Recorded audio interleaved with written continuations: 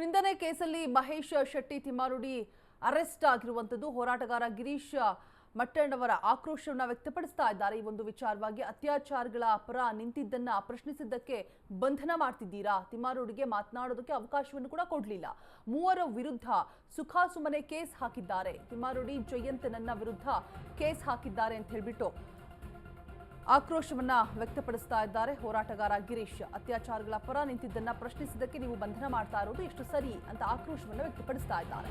ಸುಖಾಸುಮ್ಮನೆ case ಹಾಕಿದ್ದೀರಿ, ತಿಮ್ಮಾರುಡಿ ಜಯಂತನನ್ನ ವಿರುದ್ಧ case ಹಾಕಿದ್ದಾರೆ, ಆಡಳಿತ ಸಂಪೂರ್ಣ ಕುಸಿದು ಹೋಗಿದೆ ಅನಿಸ್ತಾ ಇದೆ।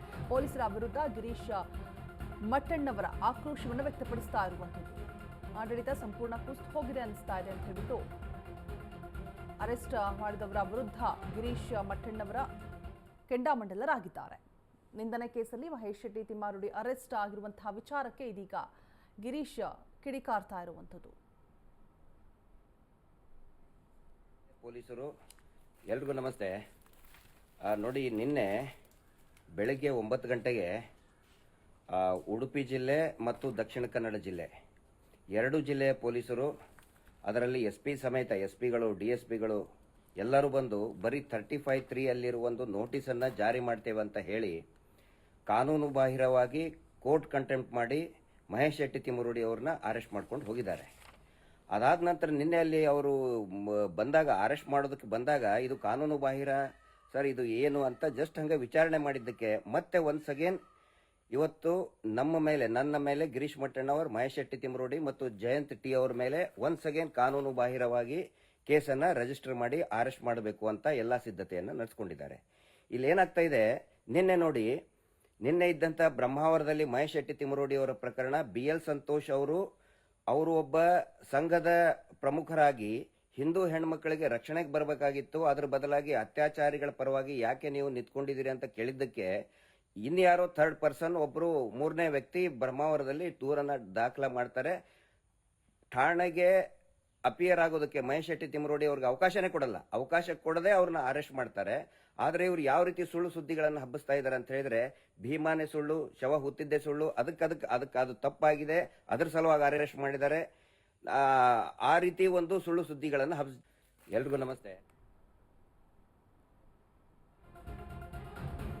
ಇನ್ನು ಧರ್ಮಸ್ಥಳ ಪ್ರಕರಣದಲ್ಲಿ ಸುಳ್ಳು ಸುದ್ದಿ ಹಬ್ಬಿಸ್ತಾ ಇದ್ದಾರೆ, ಹಿಮನೆ ಸುಳ್ಳು, ಹೆಣ ಹೂತಿದ್ದೇ ಸುಳ್ಳು ಅಂತ ಹಬ್ಬಿಸ್ತಾ ಇದ್ದಾರೆ।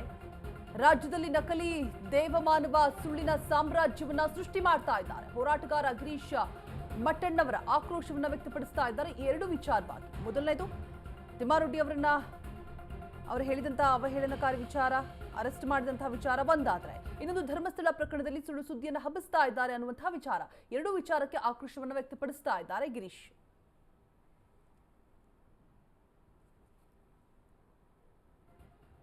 ಇಡೀ ರಾಜ್ಯದಲ್ಲಿ ಈ ನಕಲಿ ದೇವಮಾನವನ ಸುಳ್ಳಿನ ಸಾಮ್ರಾಜ್ಯ ಸೃಷ್ಟಿಯಾಗಿಬಿಟ್ಟಿದೆ।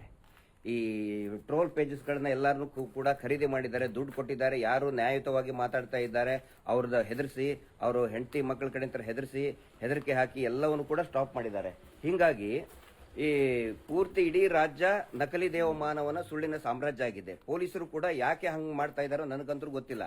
ಸುಖಾಸುಮ್ಮನೆ ನೋಡಿ, ನಿನ್ನೆ 3 ಜನ ಅಲ್ಲಿ ಇದ್ದಾಗ ಗಾಡಿ ಟಚ್ ಆಗುತ್ತೆ, ಕರ್ತವ್ಯಕ್ಕೆ ಅಡ್ಡಿ ಅಂತ ಹೇಳಿ ಕೇಸ್ ರಿಜಿಸ್ಟರ್ ಮಾಡಿ 3 ಜನರನ್ನ ಜೈಲಿಗೆ ಹಾಕಿದ್ದಾರೆ।